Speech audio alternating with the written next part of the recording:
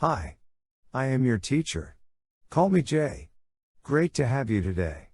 Let's start our class. Have you heard of MultiGrade teaching? It is important from the beginning to establish a common understanding of what multigrade teaching is and what it involves. There are many different viewpoints and understandings of multigrade teaching at present among teachers in PNG schools.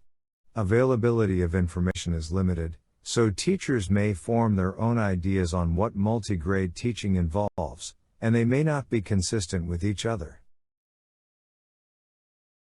A multigrade class is made up of students in several, 2 or 3, grade levels with one teacher for an entire school year. This means that students with different grade levels are joined in one classroom, with one teacher. Multigrade schools are those which have classes that combine students of different ages and different abilities in one classroom. Now, this might be a challenge for teachers to teach students who are different when it comes to their age, but this will give them the chance to allow their students develop socially and work collaboratively, even to those older or younger than they are. It is the teacher's responsibility to be aware of on how to maintain respect despite the differences. A multigrade class involves students of different ages and developmental levels, with different skills and learning abilities learning together with one teacher. This implies that teachers need to be flexible enough to strike the balance in dealing the students. Yes, the challenge concerns the teacher to stretch his time and efforts in preparing the materials needed for the student's aid.